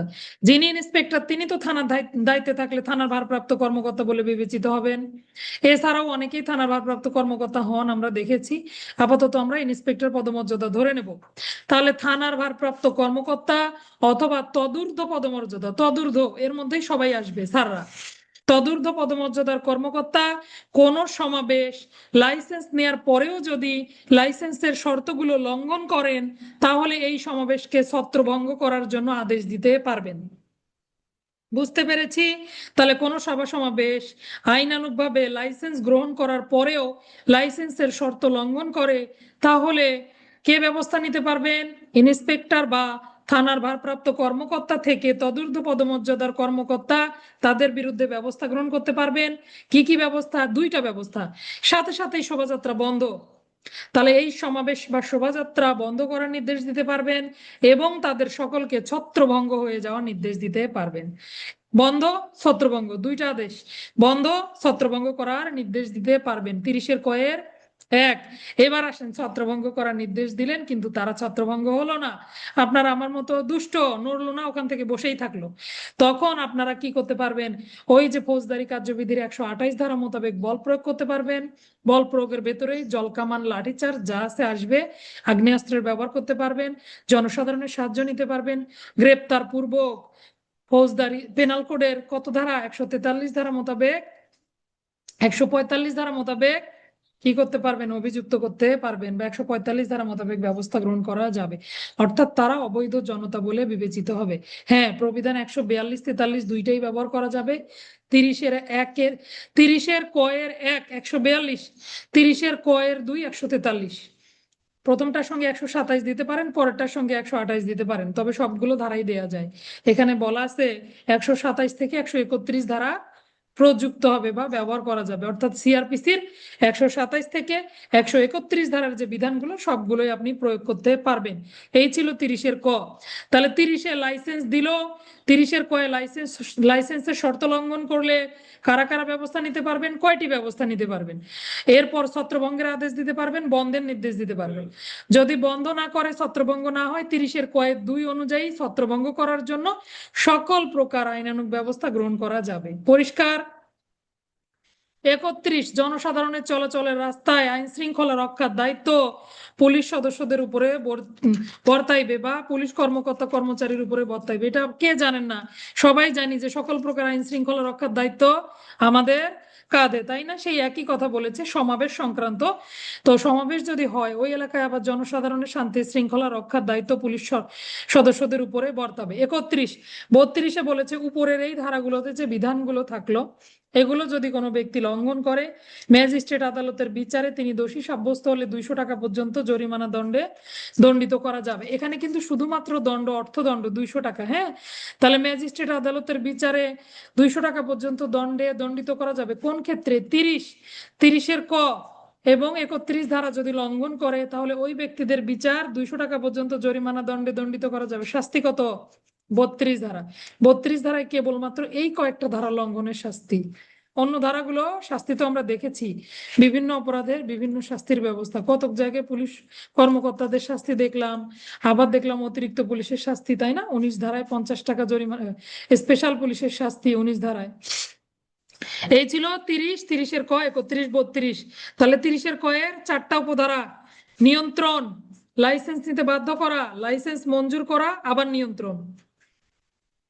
30-এর ক লাইসেন্সের শর্ত লঙ্ঘনে ব্যবস্থা, ছত্রভঙ্গ না হলে ব্যবস্থা 30-এর কয়ের 2।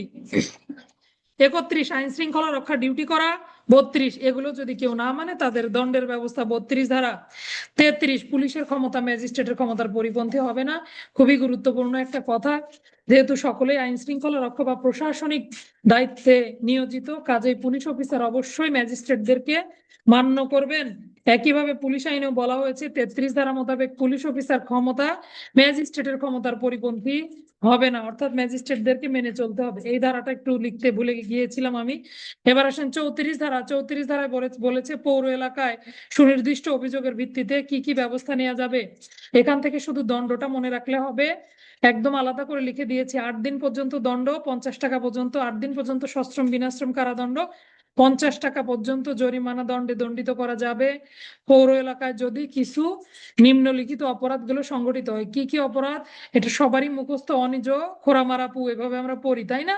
সরেওতে অনাবৃত জায়গায় গবাদি পশুকে মেরে ফেলা, মৃত পশুর চামড়া ছাড়ানো, জবাই করা ইত্যাদি। নির্দয় নিষ্ঠুর ভাবে, নিতে হচ্ছে নির্দয় নিষ্ঠুর ভাবে জীব জানোয়ারকে মারধর করা, বেপরোয়া ভাবে, দুঃখিত, নির্দয় নিষ্ঠুর ভাবে জীব জানোয়ারকে মারধর করা। যতে জনসাধারণের চলাচলের রাস্তায় অনাবশ্যক ভাবে গাড়ি ঘোড়া দাঁড় করিয়ে রাখা, খোতে হচ্ছে খোলা জায়গায় বিক্রয়ের জন্য মালামাল ফেলে রাখা। আর রাস্তা দিয়ে কিন্তু দুইটা কথা বলা আছে। প্রথমে রাস্তায় জঞ্জাল নিক্ষেপ, প্রথম হলো রাস্তায় জঞ্জাল নিক্ষেপ করা, আস্তাবল থেকে দুর্গন্ধ নির্গত করানো, এই সমস্ত। তারপরে হচ্ছে মাতাল অবস্থায় বা বেসামাল অবস্থায় বেড়ানো। আবার রাস্তা, এখানে এসে রাস্তায় কুৎসিত ব্যাধি প্রদর্শন করা, মলমূত্র ত্যাগ করা, এগুলো বলা হয়েছে। এরপরে 8 হলো পুকুর কুয়া, এগুলো অরক্ষিত, ঘিরে না রেখে অরক্ষিত রাখা, বিপজ্জনক করে রাখা। তাহলে যেহেতু দিয়ে দুইটা রাস্তা আছে, প্রথমে আবর্জনা জঞ্জাল নিক্ষেপ করবেন, এরপরে কুৎসিত ব্যাধি প্রদর্শন করবেন, এভাবে আমরা মনে রাখবো, তাহলে সিরিয়ালি মনে থাকবে, তাই না?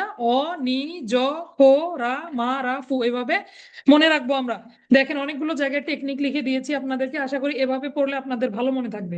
আর এটা আমার থেকে অনেকে আগেই সবাই জানেন। আচ্ছা, সেই ছিল 34 ধারা। দণ্ড কত? 8 দিনের সশ্রম বিনাশ্রম কারাদণ্ড, 50 টাকা পর্যন্ত জরিমানা দণ্ড, শেষ। কিন্তু আসেন, এরকম প্রশ্ন এসেছে অতীতে, যদি আপনি দেখেন কখন এই 34 ধারার বিধানটা প্রয়োগযোগ্য হবে, কোন এলাকার ক্ষেত্রে বা শর্তসমূহ কি কি। অনেকে আমরা জানি এটা, অনেকে জানি না, একটু জেনে নেই। অপরাধ অবশ্যই পৌর এলাকায় হতে হবে। তার মানে পৌর এলাকা বলতে কি? প্রত্যন্ত এলাকাগুলোকে বোঝানো হয়েছে। যেহেতু ডিএমপি বা মেট্রোপলিটন এলাকাগুলোতে ডিএমপি অধ্যাদেশ চলে, কাজে এটা পৌর এলাকার জন্য প্রযোজ্য হবে। অপরাধ অবশ্যই পৌর এলাকায় হতে হবে। পুলিশ অফিসারের সম্মুখে অপরাধ সংগঠিত হবে। পুলিশ অফিসার দায়িত্বরত অবস্থায় থাকতে হবে। অনেকে পোশাক পরেই তো লেখেন, লেখা যাবে, সমস্যা নাই, ডিউটিতে থাকলেই তো পোশাক পরেই থাকে। তো পুলিশের সম্মুখে ঘটতে হবে, দায়িত্বরত অবস্থায় হতে হবে, রাস্তায় বা প্রকাশ্য স্থানে হতে হবে, জনসাধারণের বিশৃঙ্খলা, তাদের পাবলিক নুইসেন্স তৈরি হতে হবে।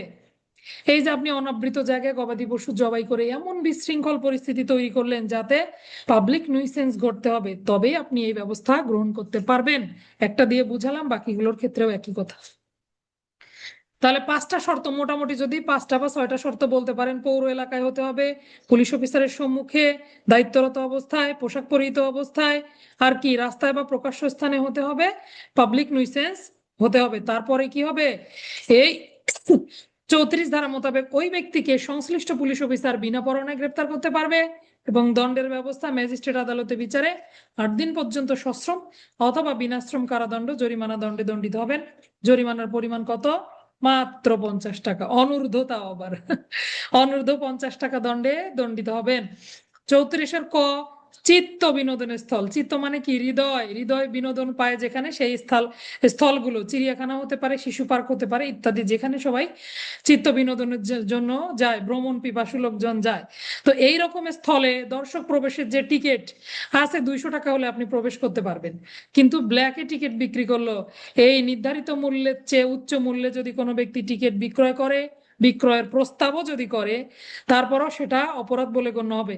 তাহলে এই দর্শক প্রবেশের টিকিট নির্ধারিত মূল্যের চেয়ে উচ্চ মূল্যে বিক্রয় করা যাবে না। 34-এর 1, 34-এর কয়ের 1, আমি দুঃখিত, 34-এর কয়ের 1 বিক্রি করতে পারবেন না। 34-এর কয়ের 2 যদি বিক্রি করে ফেলেন, সার্জেন্ট অথবা সাব ইন্সপেক্টর থেকে তদূর্ধ্ব পদমর্যাদার কর্মকর্তা আপনাকে বিনা পরোয়ানায়, আমাকে বিনা পরোয়ানায় গ্রেপ্তার করতে পারবে এবং আমার বিরুদ্ধে ব্যবস্থা গ্রহণ করতে পারবে। এই কথাটা বলেছে। আর দণ্ডটা কিন্তু 34-এর কয়ে 2-এ কি দণ্ড হবে? 3 মাস 100 টাকা পর্যন্ত দণ্ডে দণ্ডিত হবেন। তাহলে ওই একইভাবে তিনি যদি 1 উপধারা লঙ্ঘন করেন, 2 উপধারার দণ্ড 3 মাস 100 টাকা পর্যন্ত দণ্ডগুলো সব পড়বেন, পুলিশ আইনের দণ্ডগুলো পড়তে হবে। তাহলে দণ্ড 3 মাস 100 টাকা, 34-এর কয়ের 2, গ্রেপ্তার 34-এর কয়ের 3, কমপক্ষে সার্জেন্ট বা সাব ইন্সপেক্টর পদমর্যাদার কর্মকর্তা বিনা পরোয়ানায় গ্রেপ্তার করতে পারবে। 3টা কথা। দর্শক প্রবেশের টিকিট নির্ধারিত মূল্যের চেয়ে উচ্চ মূল্যে বিক্রি করতে পারবেন না। 34-এর কয়ের 1, বিক্রি করলে দণ্ড 3 মাস 100 টাকা। 34-এর কয়ের 2, কে গ্রেপ্তার করতে পারবে? সার্জেন্ট সাব ইন্সপেক্টর থেকে তদূর্ধ্ব পদমর্যাদা বিনা পরোয়ানায় গ্রেপ্তার করতে পারবে। 34-এর কয়ের 3 করা যাবে না 1, করলে দণ্ড 2, বিনা পরোয়ানায় গ্রেপ্তার 3। আচ্ছা, 35-এ যাব ম্যাজিস্ট্রেটের ক্ষমতা প্রয়োগ। এখানে ম্যাজিস্ট্রেটের ক্ষমতা প্রয়োগ বলতে বুঝিয়েছে যে যে পুলিশ অফিসারগণ ম্যাজিস্ট্রেটের ক্ষমতা প্রয়োগ করার জন্য ক্ষমতাবান। কারা কারা? আমরা ফৌজদারি কার্যবিধির 12 ধারায় পড়েছি না, এএসপি থেকে তদূর্ধ্ব পদমর্যাদার কর্মকর্তাকে স্পেশাল ম্যাজিস্ট্রেট হিসেবে নিয়োগ দেওয়া যায়। তো তাহলে চিন্তা করেন, এএসপি থেকে তদূর্ধ্ব পদমর্যাদার কর্মকর্তারা ম্যাজিস্ট্রেটের ক্ষমতা প্রয়োগ করতে পারে। তাহলে ওই পদমর্যাদার কর্মকর্তারাই কেবলমাত্র কনস্টেবল পদের উপরের কেউ যদি অপরাধের দায়ে অভিযুক্ত হয় তাদের মামলাগুলো তদন্ত করতে পারবেন। বুঝেছি বিষয়টা? তাহলে কনস্টেবল পদের ঊর্ধ্বতন কোনো পুলিশ কর্মচারীর বিরুদ্ধে অভিযোগ উত্থাপিত হলে কে তদন্ত করবেন? ম্যাজিস্ট্রেট না, ম্যাজিস্ট্রেটের ক্ষমতা প্রয়োগ করতে পারে এমন পুলিশ অফিসার। বুঝেছি? তাহলে 35-এ বলেছে কনস্টেবল থেকে তদূর্ধ্ব পদমর্যাদার কর্মকর্তার যদি বিরুদ্ধে অভিযোগ উত্থাপিত হয়, কনস্টেবলের উপরে কে, নায়ককেও ধরে নিতে পারি আমরা, নায়ক থেকে আপওয়ার্ড, তাদের বিরুদ্ধে যদি অভিযোগ উত্থাপিত হয় ম্যাজিস্ট্রেটের ক্ষমতা প্রয়োগ করতে পারেন এমন কর্মকর্তা কি করবেন? তদন্ত করতে পারবেন। এইটুকুই। 36-এ যাব, অস্ত্র আইনের 31 ধারা, পুলিশ আইনের 36 ধারা, ফৌজদারি কার্যবিধি 401-এর 3, নাকি ভুল বললাম? ফৌজদারি কার্যবিধি 403-এর 1, আর কি সাক্ষ্য আইনের 40 ধারা, বাংলাদেশ সংবিধানের 35 নং অনুচ্ছেদ, তাই তো? তো দেখেন কতগুলো জায়গায় একই রকমের কথা বলা হয়েছে যে কোনো ব্যক্তিকে একই অপরাধের দরুন দ্বিতীয়বার দণ্ডে দণ্ডিত করা যাবে না, বা একই অপরাধে একাধিকভাবে বিচার করা যাবে না। কিন্তু হ্যাঁ, একটি আইন প্রয়োগ অন্য আইনের ক্ষেত্রে বাধা হয়ে দাঁড়াবে না। মনে করেন আপনি এমন একটা অপরাধ সংগঠন করেছেন যে অপরাধটা নারী শিশুতেও যায়, পেনাল কোডেও যায়, যেমন ধর্ষণ। ধর্ষণের শাস্তি নারী শিশু নির্যাতন দমন আইনে আছে কিনা? আছে। পেনাল কোডে আছে কিনা? 376 ধর্ষণের শাস্তি আছে। কিন্তু নারী শিশু নির্যাতন দমন আইনে মামলা কেন রুজু হয়, বিচার কেন হয় বলেন? ওই যে আইনের প্রাধান্য পড়েছেন না, যে এই আইন বলবৎ হওয়ার সাথে সাথে অন্য আইনের বিধানগুলো মানে এই আইনের বিধানটাই প্রযোজ্য হবে। অর্থাৎ একই অপরাধে যদি একাধিক আইনে শাস্তির ব্যবস্থা থেকে থাকে, অপেক্ষাকৃত বেশি শাস্তি যেটাতে, সেটাতেই ওই ব্যক্তিকে দণ্ডদান করতে হবে। এই একই কথা পুলিশ আইনেও বলেছে। পুলিশ আইনের কোনো বিধান যদি কারো উপরে প্রযুক্ত হয়, একই অপরাধের দরুন অন্য আইনে যদি ব্যবস্থা থেকে থাকে, তাহলে অবশ্যই পুলিশ আইন ওই আইনের ক্ষেত্রে বাধা হয়ে দাঁড়াবে না। তবে হ্যাঁ, খেয়াল রাখতে হবে একই ব্যক্তির একই অপরাধে দ্বিতীয়বার বিচার বা একাধিকবার বিচার করা যাবে না। এই ছিল পুলিশ আইনের 36 ধারা। 37 থেকে 42 পর্যন্ত, 41 পর্যন্ত বাতিল। কি আনন্দ, তাই না? 42 ধারাটা দেখবো, পুলিশ অফিসারের বিরুদ্ধে যদি মামলা দায়ের হয় ঘটনা ঘটার 3 মাসের মধ্যে, ওই যে অস্ত্র আইন 33 ধারার মতো অনেকটা কথাগুলো, অপরাধ সংগঠনের 3 মাসের মধ্যে অভিযোগ দায়ের করতে হবে এবং নোটিশ দিতে হবে 1 মাসের মধ্যে। কাকে? 1 মাস পূর্বে নোটিশ দিতে হবে অবশ্যই সেই অভিযুক্ত পুলিশ অফিসার অথবা সহকারী পুলিশ সুপার থেকে তদূর্ধ্ব যারা তার দায়িত্বে আছে তাদেরকে 1 মাস পূর্বেই নোটিশ দিতে হবে। বুঝতে পেরেছি? এই ছিল পুলিশ আইনের 42 ধারা। 43 ধারায় বলে, ও আরো একটা কথা আছে যে পুলিশ অফিসারদের বিরুদ্ধে যদি ফৌজদারি মামলা দায়ের হয় তাহলে আর ওই একই বিষয়ে দেওয়ানি মামলা দায়ের করা যাবে না। 43 ধারায় বলেছে পুলিশ অফিসারের বিরুদ্ধে যদি অভিযোগ হয় তিনিও সেলফ ডিফেন্স নিতে পারবেন, আত্মপক্ষ সমর্থন করতে পারবেন। তাহলে আত্মপক্ষ সমর্থন করতে পারবেন কত ধারা মোতাবেক? পুলিশ আইনের 43 ধারা মোতাবেক। অনেক গুরুত্বপূর্ণ একটা ধারা। কিভাবে আত্মপক্ষ সমর্থন করতে পারবেন এটার উপরে কিন্তু অনেক বড় একটা লিখিত প্রশ্ন আছে। হ্যাঁ, মনে করেন দায়িত্ব অবস্থায়, হতে পারে তল্লাশি কালে, গ্রেপ্তার কার্যকর কালে, অথবা অন্য যে কোনো ক্ষেত্রে হতে পারে, পুলিশ অফিসারের বিরুদ্ধে অভিযোগ উত্থাপিত হলে তিনি কি উপায়ে আত্মপক্ষ সমর্থন করতে পারবেন, এরকম একটা প্রশ্ন আছে, লিখিত প্রশ্ন। এবং অনেকগুলো পয়েন্ট দেয়া আছে এখানে। যেমন ধরেন আপনি যদি কমান্ড সার্টিফিকেট নিয়ে থাকেন, এই সিসি আপনাকে আত্মপক্ষ সমর্থনে সাহায্য করবে। কর্তব্যে বহনীয় হুকুমনামা, কমান্ড সার্টিফিকেটের মাধ্যমে আত্মপক্ষ সমর্থন করতে পারবেন। তল্লাশির ক্ষেত্রে ঘটনাস্থলে যদি আপনি জব্দ তালিকা প্রস্তুত করে থাকেন, এই জব্দ তালিকা আপনাকে সেলফ ডিফেন্স দিবে। আবার কি, ওখানে যদি কোনো সিসিটিভি ফুটেজ বা অন্য কিছু সংগ্রহ করার ব্যবস্থা থাকে সেটা আপনাকে আত্মপক্ষ আপনি সমর্থন করতে পারবেন। ম্যাজিস্ট্রেটের আদেশ বলে কোনো কার্যক্রম সম্পাদন করলে সেটা দেখাতে পারবেন। গ্রেপ্তারি পরোয়ানা বা সমন বা তল্লাশি পরোয়ানার সাথে থাকলে এটি আপনাকে আত্মপক্ষ সমর্থনে সাহায্য করবে। সাক্ষীদের উপস্থিতিতে কোনো কার্যক্রম সম্পাদন হলে তারাও আপনার আত্মপক্ষ সমর্থনে সাহায্য করতে পারবে। অনেকগুলো বিষয়, এটা একটা লিখিত প্রশ্ন, অনেক বড়। তবে হ্যাঁ, পুলিশ আইনের 43 ধারায় দুইটা কথা শুধু বলা আছে, যে কোনো পুলিশ অফিসারের বিরুদ্ধে যদি কোনো অভিযোগ উত্থাপিত হয় তিনি সেই কার্যক্রমটি ম্যাজিস্ট্রেটের আদেশে করেছেন অথবা ওয়ারেন্ট মূলে করেছেন বলে আত্মপক্ষ সমর্থন করতে পারবেন। কত ধারা? পুলিশ আইনের 43 ধারা। এইবার আসেন, একই রকম একটা ধারা আছে, অপরাধী ব্যক্তি বা অভিযুক্ত ব্যক্তি ফৌজদারি কার্যবিধির কত ধারায় আত্মপক্ষ সমর্থন করে? একটু লেখেন দিনি, দেখি লেখেন। অভিযুক্ত ব্যক্তি বা আসামি আত্মপক্ষ সমর্থন করে ফৌজদারি কার্যবিধির কত ধারা মোতাবেক? 44 ধারায় যাব। জেনারেল ডায়েরি, ব্যাপক আলোচনা। জেনারেল ডায়েরির উপরে 3 ঘন্টা লেকচার দেওয়া যাবে। জেনারেল ডায়েরি এত ব্যাপক, এই জন্য আপনাদেরকে জেনারেল ডায়েরিটা লিখে দেয়নি।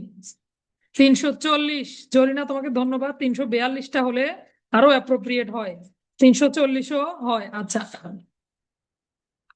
জেনারেল ডায়েরি পড়বো, মনোযোগ দেন। জেনারেল ডায়েরি রেকর্ডিং অনেক বড় হয়ে যাচ্ছে, আমি দুঃখিত। আচ্ছা, রেকর্ডিংটা বন্ধ করে দিই, আপলোড হতে চাইবে না।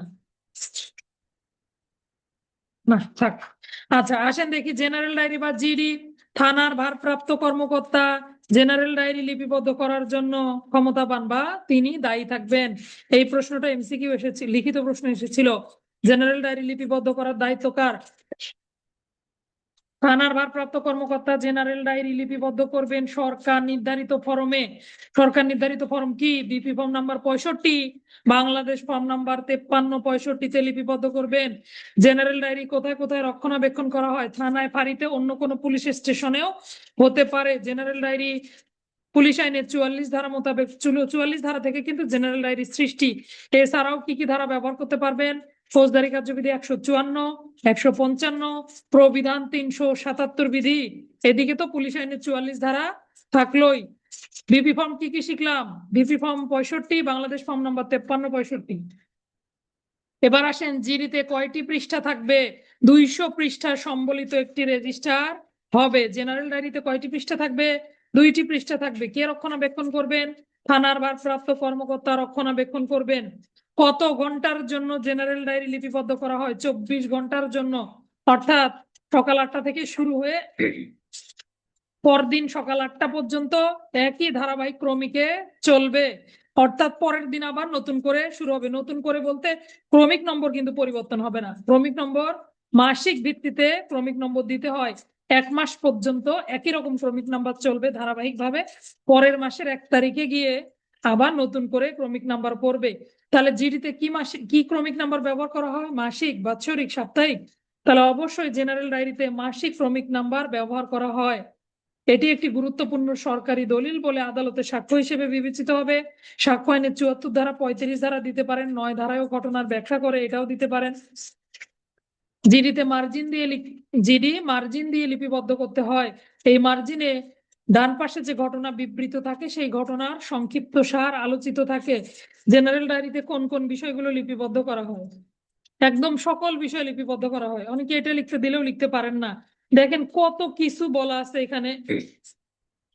যে কোনো অস্ত্র শস্ত্র, আলামত, যে কোনো মালামাল হস্তগত করা হলে, অপরাধী ব্যক্তিকে গ্রেপ্তার করা হলে তার নাম, ঠিকানা, দেহ তল্লাশি করে যদি কোনো মালামাল পাওয়া যায়, অপরাধীকে লক আপে রাখার সময় কখন রাখলেন, কখন বের করলেন, দাগী আসামি, সন্দিগ্ধ অপরাধীদের সম্পর্কে বর্ণনা, কোনো ম্যাজিস্ট্রেট বা আবগারি সদস্যদেরকে বা অফিসারদেরকে যদি সাহায্য করে থাকেন, সাহায্য করি না, মোবাইল কোর্টের সময় আমাদের পুলিশ টিম যায় না, এই সমস্ত বিষয়গুলো, রেলপথ, খালপথ, পথ, রাস্তাঘাট, শস্য, মহামারী, অগ্নি, সকল অবস্থা, গবাদি পশুর কোনো দুর্যোগ এসেছে কিনা, কলেরা, বসন্ত, প্লেগ ইত্যাদি রোগ বালাই, সকল কিছু সম্পর্কে, মানুষ হারানো, গবাদি পশু হারানো, কোনো গুরুত্বপূর্ণ দলিল, ডকুমেন্টস ইত্যাদি হারানো, থানার চার্জ নেওয়া দেয়া, পাহারা বদলি, চৌকিদারি প্যারেড, কুইনাইন প্যারেড, সকল প্রকার প্যারেডের বিষয়, বিভিন্ন কর্মকর্তাদের আগমন প্রস্থান, কনস্টেবলদের দায়িত্বে গাফিলতি, এলাকার ভালো সংবাদ, খারাপ সংবাদ,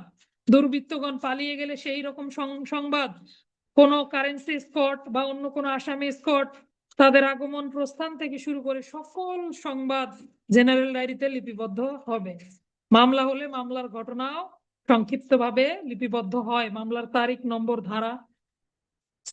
তাহলে বুঝতে পারলাম কত কিছু। এগুলো সব পড়ে রাখবেন।